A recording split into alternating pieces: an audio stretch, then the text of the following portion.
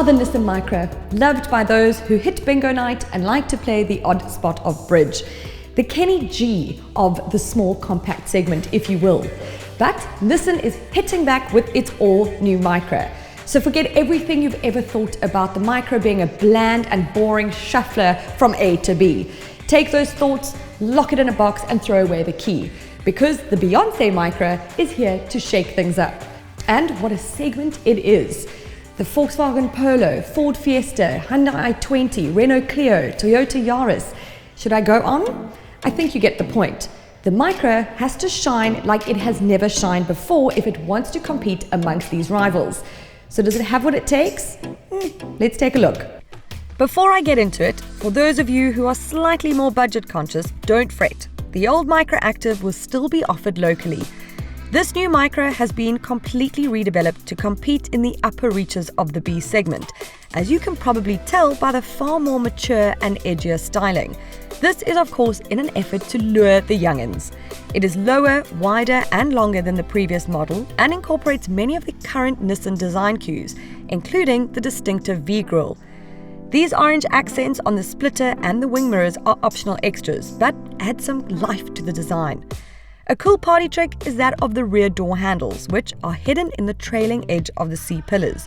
If it seems familiar, that's because you've seen it before on a Renault Clio, which is actually the platform this new Micra is based on. If you thought the exterior was a huge improvement, just look at this cabin. It's like chalk and cheese when compared to the previous model. There's certainly been an improvement in design and the quality of materials is much better. There are a few things that just aren't quite right, like the center console that moves if you push and prod it. But standard specification is very good. Even from the entry level right up to the Accenter Plus, this is the Accenter. You get things like aircon, electric windows, Bluetooth, cruise control, 6 airbags and traction control. The Accenter and Accenter Plus come with a 7-inch touchscreen infotainment system with Apple CarPlay, as well as a 5-inch color instrument cluster. Now, this infotainment system, as much as it's comprehensive, can be a bit finicky because you have to press the buttons really hard in order for it to actually work. But what I really want to talk about are these seats. Good golly, they are comfortable. Something that Nissan gets so right. The only peeps who might complain are those in the back because rear legroom is ever so slightly limited. But you do get a 300-litre boot, which is above average in this segment.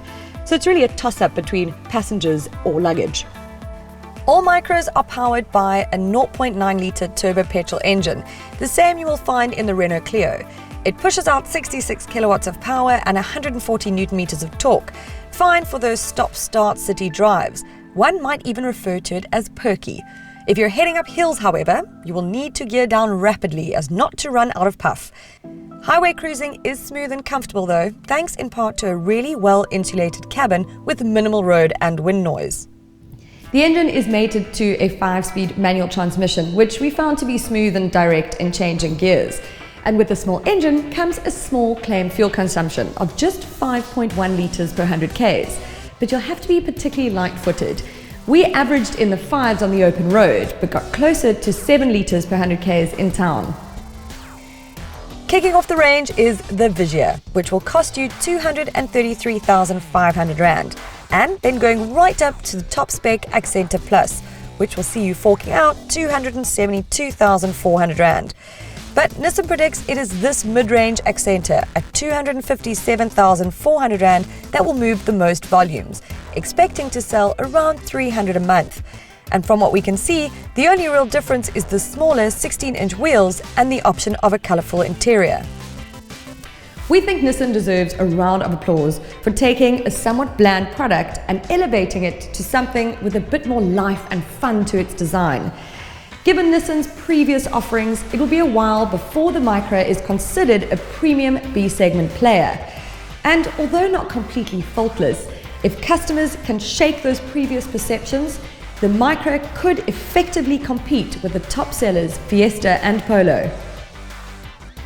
Hey, thanks for watching. If you enjoyed that, maybe give it a like and definitely subscribe to be the first to see our videos as they drop. Yeah, definitely do that.